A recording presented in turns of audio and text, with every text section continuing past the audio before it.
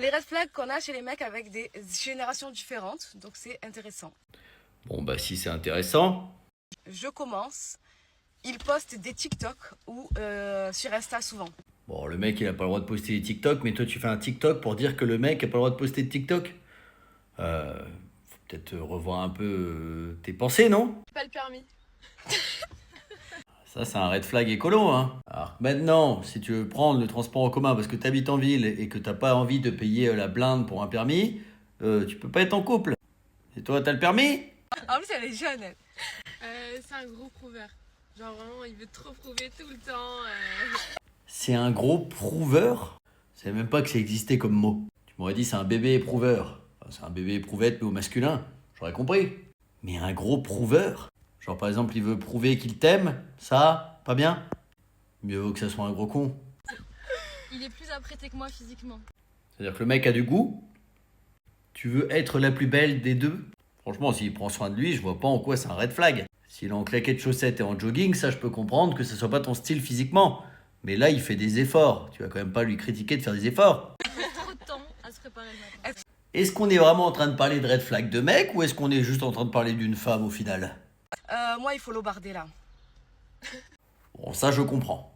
Après, c'est bien de follow Bardella juste pour voir à quel point il dit des conneries. C'est une sorte de curiosité intellectuelle, c'est un peu comme regarder un humoriste au final. Il boit à fond de l'alcool. Ah, vrai red flag. Alors il faut que la personne se fasse aider bien sûr si elle a un problème d'alcoolisme et c'est pas bien. Et je peux comprendre que ça peut repousser des gens parce que souvent il y a des personnes qui peuvent être violentes ou autres si elles boivent. Vrai red flag, je comprends. Il fume des joints. Même concept, c'est bien. Faut pas aller avec des gens trop drogués, etc. Ils vont pas bien. Oh, bien sûr, les joints, on va te dire ouais, c'est pas vraiment de la drogue, ce que tu veux. Non, c'est bien. Gardez ça comme red flag, c'est bien. Trop radin. Ah ouais, grave. Là, c'est pas possible. Ouais. Alors j'ai remarqué que le concept de radinerie changeait en fonction des personnes. Parce qu'avant, être radin, c'était juste pas vouloir payer des verres de temps en temps pour faire plaisir. Maintenant, apparemment, être radin, c'est ne pas vouloir tout payer à la personne. Il ment sur son boulot. Bah, il peut mentir sur son travail pour plein de raisons, parce que son travail n'est pas respecté par les gens ou autre. De là à ce que ce soit un red flag, sauf s'il a une double vie parce qu'il est en train de coucher avec une autre femme à côté. Bon, de base, c'est pas bien le mensonge, en effet. Il travaille dans le monde de la nuit. Je peux comprendre que ce soit un critère parce que obligatoirement du coup il sera pas disponible au même moment que toi et puis en plus ça peut être une vie particulière. Je peux comprendre. Sa liste de follow sur Instagram, c'est que des meufs.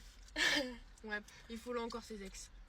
Alors qu'il follow que des meufs, c'est vrai que c'est bizarre. Qui follow ses ex, si en bon terme avec ses ex, c'est pas dérangeant. Dans l'idée, tant que c'est clair entre eux, c'est pas si dérangeant que ça.